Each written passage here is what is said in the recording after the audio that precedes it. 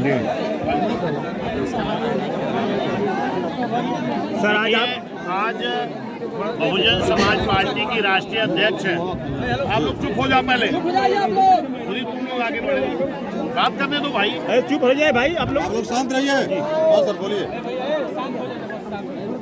आज जो आपका ये कुवारी गांव है और थाना नरही है, जनपद बलिया, यहाँ की घटना जैसे ही माननीय बहन जी के संज्ञान में आया, तैसे माननीय बहन जी ने बहुजन समाज पार्टी का एक प्रतिनिधिमंडल यहाँ भेजने का काम बहन जी ने किया है, जिसमें मैं खुद प्रदेश अध्यक्ष पीड़ित परिवार की बात सुनकर इनको न्याय दिलाने के लिए आया हूँ। मेरे साथ में पूर्व में राज्यसभा लोकसभा सांसद माननीय घनश्याम चंद्र खरवार जी, पूर्व में सांसद डॉक्टर बलराम जी, इधर के हमारे कोऑर्डिनेटर माननीय हरिश्चंद्र जी हैं, हमारे इंदल राम जी हैं, इंदू चौधरी प्रोफेसर जी हैं, इधर जिला पंचायत सदस्य, इधर के जो भी हमारे बहुजन समाज पार्टी के कार्यकर्ता हैं विधानसभा जिला तक, इनका एक प्रतिनिधिमंडल साथ में आया है और यहाँ आकर के हमने परिवार से बात किया है। और जिस तरीके से ये जघन्य घटना हुई है, ये घटना का भी एक कारण पता लगा है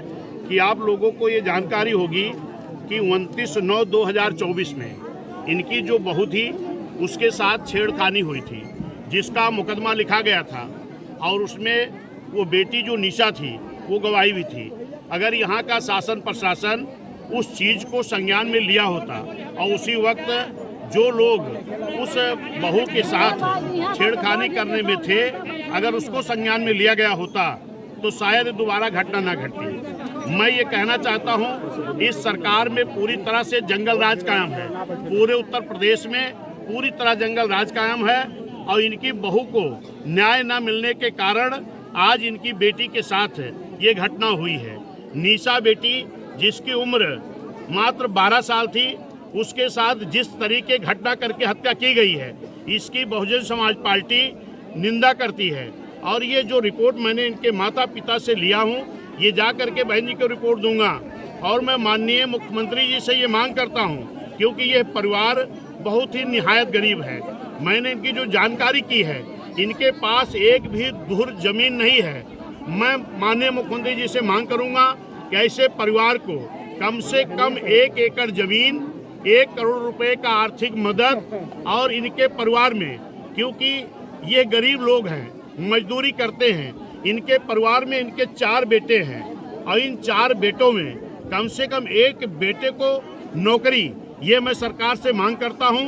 और जो यहाँ के जिलाधिकारी महोदय हैं, जो यहाँ की जनता के द्वारा मुझे खबर मिली है कि ऐसी जघन्य घटना होने के बाद भी जिलाधिकारी महोदय यहाँ नहीं पहुँचे हैं और इस घटना में जिलाधिकारी जी को भी संज्ञान में लेना चाहिए।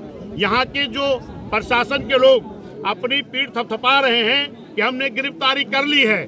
गिरफ्तारी करना ये आपका काम है, लेकिन इसके पहले जब इनकी बहू के साथ ऐसी घटना हुई थी, अगर उस वक्त प्रशासन के लोग सतर्कता बरते होते तो दोबारा ऐसी घटना नहीं होती।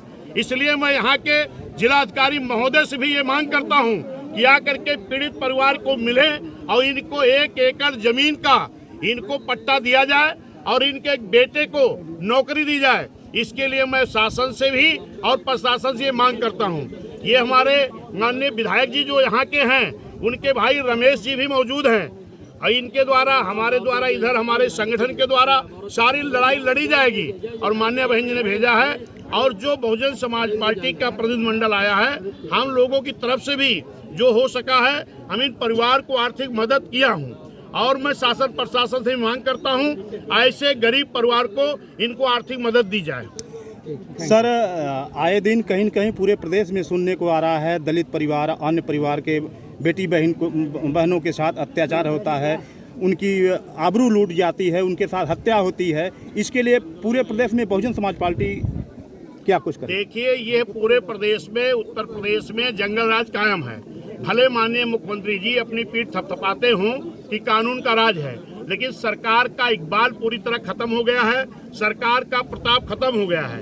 अभी कुछ दिन पहले इसी बलिया में ही मैं आया था, एक चौहान समाज की बेटी जिसकी 30 फीट ऊपर लाश उसकी लटकी हुई मिली थी।